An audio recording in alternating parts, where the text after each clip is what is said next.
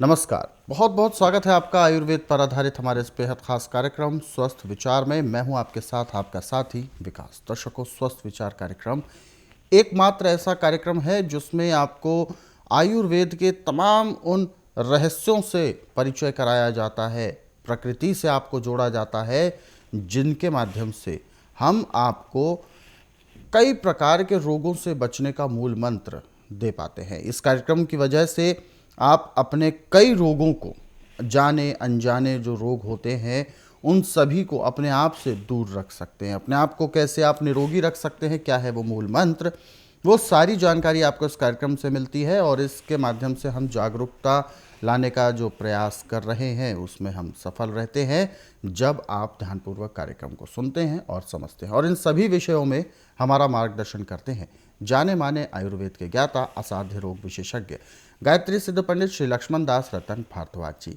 चलिए सबसे पहले गुरु जी का स्वागत करते हैं, कार्यक्रम की शुरुआत करेंगे। गुरु जी नमस्कार। दर्शकों, कार्यक्रम आपके लिए है और हम चाहते हैं कि आप इस कार्यक्रम का हिस्सा बने। यदि आपके साथ किसी भी प्रकार का रोग है, कोई भी शारीरिक कष्ट है, सीधे तौर पर आप इस कार्यक्रम से अभी जुड़ सकते हैं। फ़ोन उठाएं, हमें कॉल करें या आप हमें व्हाट्सएप के ज़रिए संदेश भेज सकते हैं। और साथ ही साथ आप सभी को हम ध्यान दिलाना चाहेंगे कि जब भी आप इस कार्यक्रम को देखने बैठे तो कॉपी और पेन लेकर ज़रूर बैठा करें। जो भी नुस्खे, जो भी उपचार आपको बताए जाएँ, उनको आप लिख ज़रूर लें। चलिए आगे बढ़ते हैं कार्यक्रम में और शुरू करते हैं अपने नए विषय पर चर्चा।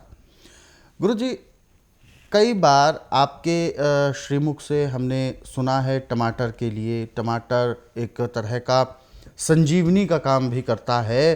टमाटर की चटनी के आपने कई चीज़ें आप बताते हैं, लेकिन आज के इस विशेष अंक में हम टमाटर के बारे में ही जानना चाहते हैं।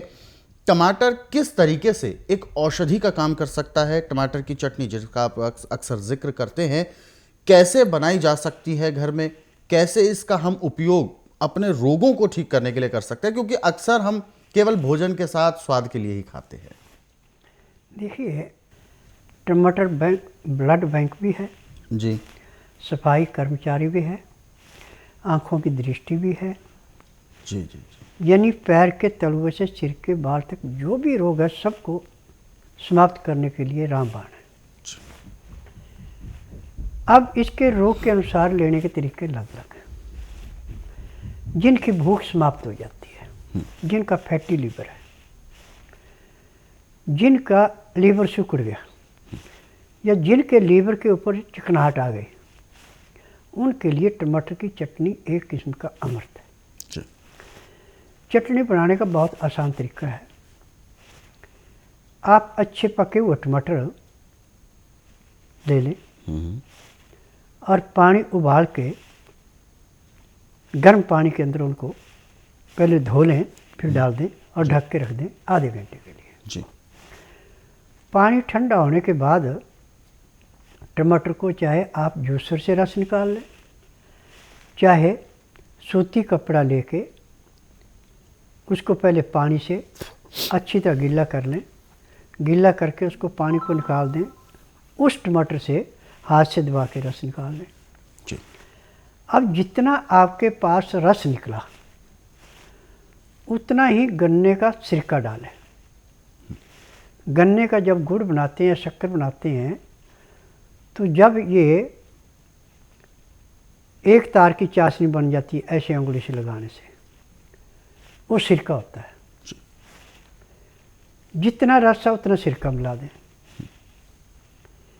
अब सिरके के अंदर किशमिश धो करके, छुहारा बारीक काट के ये भी मिला दें।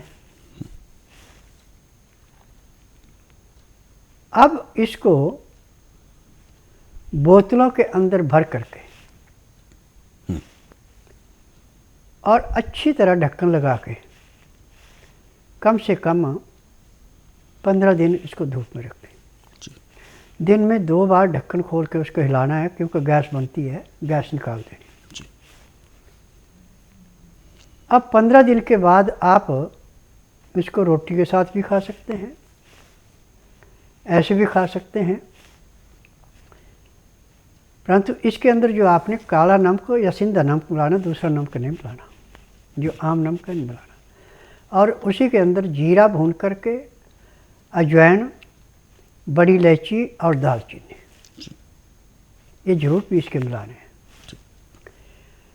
जब आप इसको खाने लगेंगे तो आप उंगली भी चाटेंगे। बिल्कुल।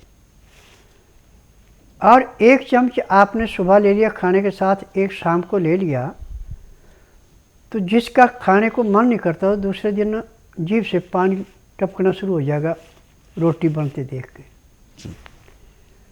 और जब उसके साथ वो कहेगा मुझे सब्जी में मुझे चटनी चाहिए जी। वो चटनी के साथ ही रोटी खा जाएगा। परंतु रोटी अंदर जाके ऐसे गलेगी जैसे रेते की ढेरी पे पानी डाल के रेता जो प्लेन हो जाता है, ढेरी का नाम निशान रहता है, ऐसे लीवर पे जाएगा, पैंक्री इंसुलिन बनाएगी, पित्ते का तेजाब नॉर्मल आएगा, गुर्दे में जो किसी किस्म का इन्फेक्शन था वो समाप्त हो जाएगा, गुर्दा, खून, टट्टी, पेशाब लग लग करके अपना बिल्कुल पूर्ण रूप से कार्य करेगा। अब जो तिल्ली को खून जाएगा और जिसमें टमाटर की चटनी का असर है वो तिल्ली को स्वीकार करना पड़ेगा। और दिल को देंगी, दिल उसको शरीर में भ्रमण कराएगा, तो जिसका पीला चेहरा था वो गुलाबी हो जाएगा। ये टमाटर की चटनी का प्रभाव है। टमाटर की चटनी बच्चा, बूढ़ा, जवान, मर्द और किसी को खिला सकते हैं। परंतु इसमें एक बात का ध्यान रखना कि रोटी जो भी आपने खानी है उस आटे की चोकर नहीं निकालनी। जो दाल या सब्जी आपने खानी वो छिलके वाली लेनी है, तो आपको इसका प्रभाव दिन दुगने रातें चौगुनी मिलेगा। यदि आपके आटे की चोकर निकाल दी, दालें धुली हुई ली, सब्जियों का छिलका उतार दिया, तो आपको बहुत कम लाभ देगा, क्योंकि छिलके के अंदर sodium, potassium, magnesium, phosphorus, silicon और गंधक की मात्रा पर्याप्त मात्रा में होती है। और इन्हीं से हमारे शरीर के अंदर का ढांचा पूरा चलता है। जब इनमें से किसी की कमी आ जाती है तो हमें नाना प्रकार के रोग हो जाते हैं। जैसे किसी के अंदर गंध की कमी आ गई तो उसको चर्म रोग हो जाएगा जी। अब किसी के अंदर सिलिकॉन की कमी आ गई तो उसकी आंखों की ज्योति कमज़ोर हो जाएगी। और कितने उपचार हैं इसके द्वारा, इसकी गणना नहीं कर सकते। निर्घाटू में इसको सफाई कर्मचारी की पदवी दी गई है और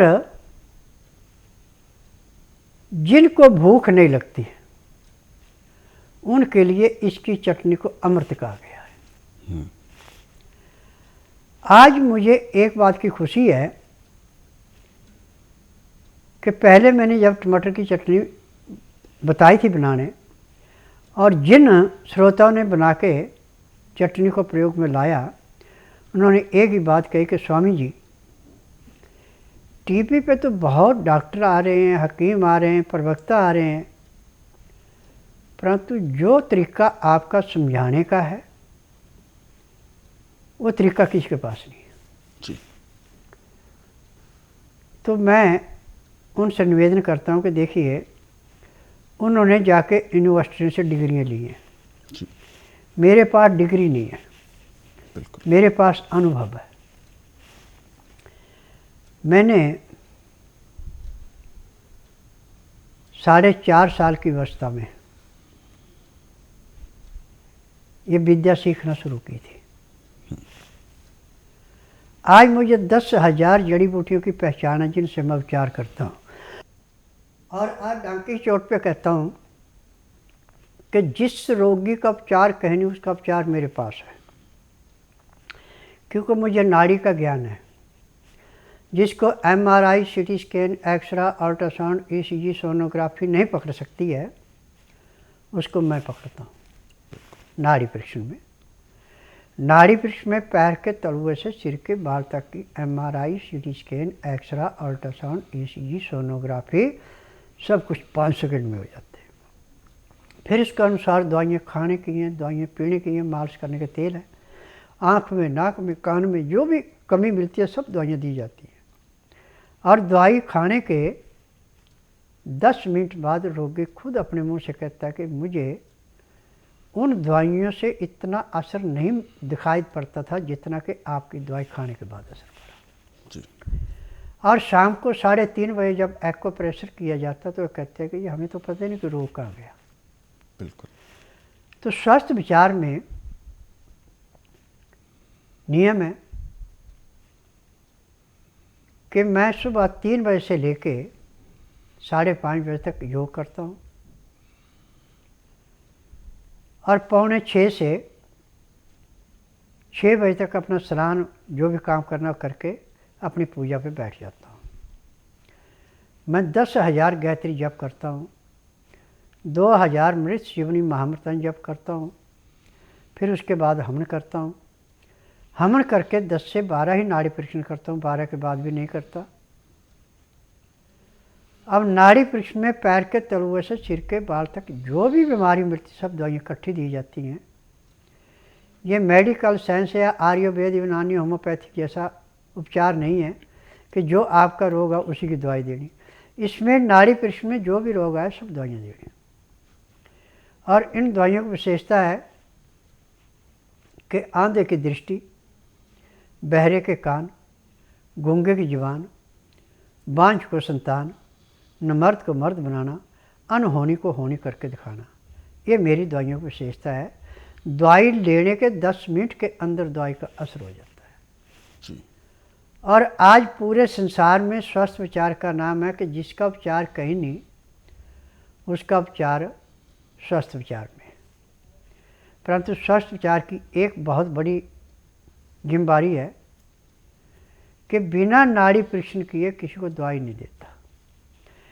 टीबी के माध्यम से जो मैं आपको उपचार बताता हूँ, नुस्खे बताता हूँ, वो आपको टेम्परेरी रिलीफ तो देंगे, पूरी तो तभी आपको लाभ होगा जब आपका नाड़ी परीक्षण करके वात पित्त कफ को देखा जाएगा कौन बढ़ा कौन घटा, किसके द्वारा आपको ये रोग फैला था। मैं बिलासपुर से आया हूँ। मेरा नाम है विजय कुमार तिवारी। मेरा एक तकलीफ़ था जिसे बाबा का टीवी में देख के मैं यहाँ आया। मेरे को एक तो शुगर था और मस्तक दर्द होता था, मस्तक गर्म हो जाता था। आके 1 माह का दवा लेके गया था। दवा लेने के बाद मेरे को करीब करीब पूर्णतया ठीक लगने लगा। आज फिर से एक बार जांच कराने यहाँ आया हूँ मैं और कुछ दिन का दवा लेके जा रहा हूँ। बाबा बोले हैं कि अब आपको आने का ज़रूरत नहीं पड़ेगा। मैं अमरीक सिंह डिस्ट्रिक्ट फतेहगढ़ साहब से हूँ। गांव मेरा जमाड़ा है। मैं अपने कैंसर के इलाज के लिए यहाँ आया हूँ। पहले भी बहुत डॉक्टरों को दिखाया है, पटियाला में भी, सरहंद में भी, खन्ना में भी। हर एक ऑपरेशन को बोलता था ये ऑपरेशन कराओ ठीक हो जाऊगा। फिर टीवी में देखा गुरुजी का स्वास्थ्य विचार में, उसके बाद यहाँ आया। अब मेरे को 50% फ़र्क है। आगे बढ़ते हैं अपने अगले सवाल की ओर जो संदेश हमें दर्शकों ने भेजे हुए हैं उनमें से पहला संदेश हम ले रहे हैं। प्रकाश जी हैं और इन्होंने अपना सवाल भेजा है गुजरात से और 4 साल पुरानी टाइफाइड की समस्या इनके साथ बनी हुई है। हालांकि दवाइयाँ चल रही हैं तभी से, लेकिन जिस वजह से कमज़ोरी बहुत है, कंपन सी शुरू हो रही है और भी कई प्रकार की दिक्कतें हैं, लेकिन जो टाइफाइड है वो ठीक होने का नाम नहीं ले रहा।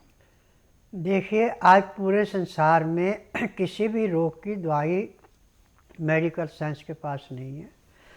सिर्फ रोग को दबाया जाता है, रोग काटा नहीं जाता। परंतु स्वास्थ्य विचार एकमात्र आश्रम ऐसा है, ना तो रोगी से पूछते हैं कि आपको तकलीफ़ क्या है, ना कागज पत्र देखते हैं, ना किसी मशीन से टेस्ट करते हैं।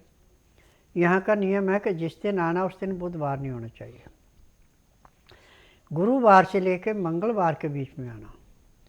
जिस दिन आना उस दिन रात्रि 10 बजे तक खा पी के दातन कूड़ा करके बड़ी इलायची मुंह में रख के चूसते रहें। सुबह 9 से 10 के अंदर अपना नामकरण कराएं। 10 से 12 में नाड़ी परीक्षण करता हूँ। नाड़ी परीक्षण में पैर के तलुए से सिर के बाल तक की MRI, CT scan, x ray, ultrasound, ECG, sonography सब कुछ 5 सेकंड में हो जाती है। उसमें जो भी कमी शरीर के अंदर पाई जाती है दवाइयाँ दी जाती हैं। दवाइयाँ खाने की हैं, दवाइयाँ पीने की हैं, मालिश करने के तेल हैं, आँख में, नाक में, कान में डालने की दवाइयाँ हैं। इन दवाइयों के अंदर की विशेषता है कि चाहे आपका कितना भी पुराने से पुराना रोग है 10 मिनट में उसके अंदर असर हो जाता है। और शाम को जब 3:30 बजे एक्को प्रेशर किया जाता है तो रोगियों को 10% से लेकर 20% तक आराम पहले दिन मिल जाता है। दर्शकों, आगे बढ़ते हैं हम अपने अगले सवाल की ओर। अगला सवाल हमें भेजा है हैप्पी जी ने। हैप्पी नाम है इनका और इन्होंने अपना सवाल भेजा है। हालांकि ये हायर स्टडी करते हैं जिसमें ज़्यादा दिमाग लगाना पड़ता है, ज़्यादा जागना भी पड़ता है, देर रात तक भी पढ़ते हैं। लेकिन ये बता रहे हैं कि कुछ समय से, अभी 5-6 महीने से इस तरह इनके अंदर बदलाव आया है कि ज़्यादातर चीज़ें ये भूल जाते हैं। भूलने की इनकी एक अजीब सी समस्या उत्पन्न हो गई है जिससे कहते हैं ध्यान केंद्रित नहीं होता। देखिए, विद्यार्थी के लिए कम से कम 6 घंटे कंटिन्यू नींद लेनी अति आवश्यक है। वो नींद होती है रात को 9 बजे से लेके और सुबह 3 बजे के बीच की। जी। यदि आप रात 9 बजे सो जाते हैं, सुबह 4 बजे उठ के पढ़ते हैं तो आपकी याददाश्त दिन दुगने रातें चौगुनी बढ़ेगी। और याददाश्त को बढ़ाने के लिए सबसे अच्छा उपचार है कि गाय का घी, शहद और अदरक और प्याज का रस, श्वेत प्याज का रस, अदरक का रस 4-4 चम्मच लें। 4 चम्मच इसमें गाय का घी मिलाएं और 6 चम्मच इसमें शहद मिलाएं। ये सारी चीज़ें मिला करके आप आस्ता आस्ता चाटें। आपको चाटने में भी आधा घंटा लगेगा। उसके बाद आपने 1 घंटे तक कुछ नहीं खाना पीना। इसके बाद आपने लोन ब्लोन करना ऐसे।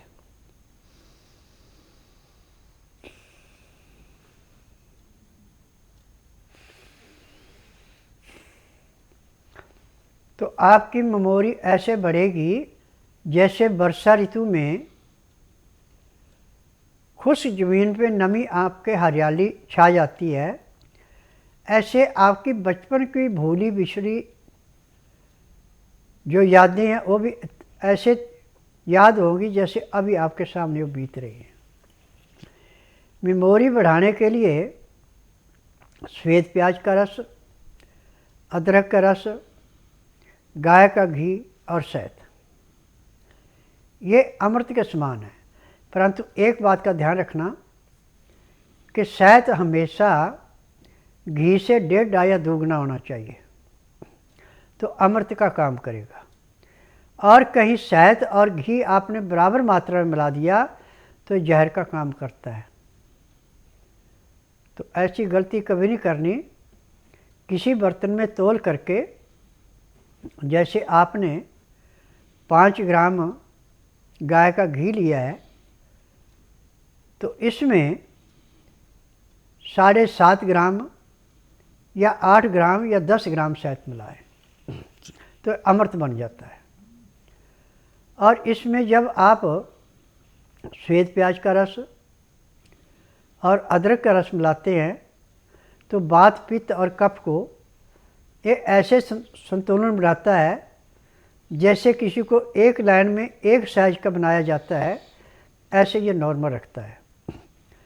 गाय का घी और शहद याददाश्त को बढ़ाने के लिए एक किस्म का रामबाण है। फिलहाल हमारे साथ एक और दर्शक जुड़ गए हैं लाइन पर, आइए उनसे भी बात करते हैं। हेलो। हेलो, नमस्ते जी नमस्कार, क्या नाम है आपका? मेरा नाम नारायणी सूर्यवंशी है। कहाँ से बात कर रहे हैं आप? मैं महाराष्ट्र से, नासिक से बात कर रही हूँ। बिल्कुल, गुरु जी आपको सुन रहे हैं, पूछिए क्या सवाल है आपका?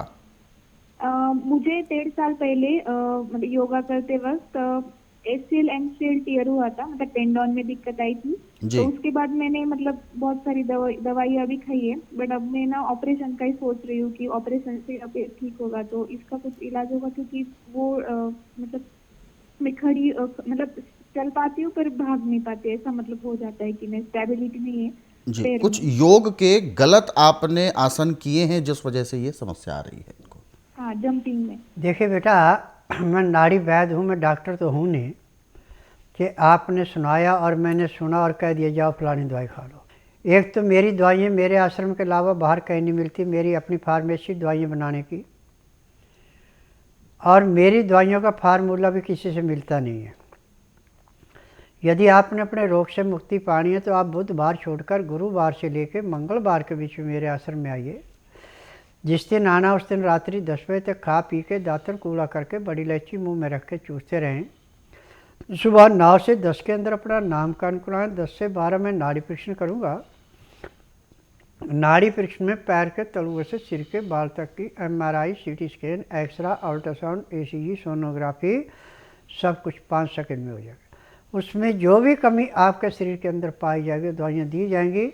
दवाइयाँ खाने की हैं, दवाइयाँ पीने की हैं, मालिश करने के तेल है, आँख में, नाक में, कान में डालने की दवाइयाँ, यानी जो भी अंदर बीमारी मिलेगी सब दवाइयाँ इकट्ठी दी जाएंगी। यदि दवाइयाँ आप नियम से खाएंगे, परहेज करेंगे तो 15 दिन में आपको कम से कम 50 से 60% आराम मिलेगा। 1 महीने में रोग समाप्त होकर दवाइयाँ बंद हो जाएंगी। परंतु यहाँ आने का नियम है कि यहाँ पे कमीज सलवार पहन के आना है। सलवार नाड़े वाली चाहिए, कहीं उसमें प्लास्टिक डाल रखा है तो आपको नाड़ी परीक्षण नहीं किया जाएगा। आपको कहेंगे पहले कपड़े बदल के आओ, क्योंकि प्लास्टिक से जो औरतों की ट्यूब में होती है दब जाती है, उसमें मासिक धर्म पूरा नहीं आता, फिर उससे नाना प्रकार की बीमारियां पैदा होती हैं। तो जब आपने नाड़ा बांधा होगा तो उन ट्यूबों के ऊपर कोई असर नहीं पड़ता नाड़े का। फिर उसके बाद जो दवाइयाँ दी जाती है, दवाइयाँ नियम से खाते हैं, परहेज करते हैं, तो जिस दिन आते हैं उसी दिन 10 से 15% आराम भी मिल जाता है। और दर्शकों, हमारे इन कार्यक्रमों को आप अपने सरल सुविधाजनक समय पर देखना चाहते हैं तो यूट्यूब के जरिए भी देख सकते हैं। हमारा यूट्यूब चैनल स्वस्थ विचार सेहत की बात, इस यूट्यूब चैनल को आप सर्च करें, सब्सक्राइब करें और इन कार्यक्रमों को ज़रूरतमंदों तक शेयर भी ज़रूर करें। फिलहाल कार्यक्रम में वक्त इशारा कर रहा है विराम देने का। गुरु जी, आपने अपना कीमती मार्गदर्शन दिया, आपका बहुत बहुत धन्यवाद। नमस्कार। नमस्कार। दर्शकों, आज के इस विशेष कार्यक्रम में बस इतना ही। आप सभी लोग स्वस्थ रहें, निरोगी रहें, इन्हीं शुभकामनाओं के साथ हम आपसे लेंगे इजाज़त। अगले अंक में आपसे फिर होगी मुलाकात एक नए विषय के साथ। तब तक के लिए मुझे दीजिए आज्ञा। नमस्कार।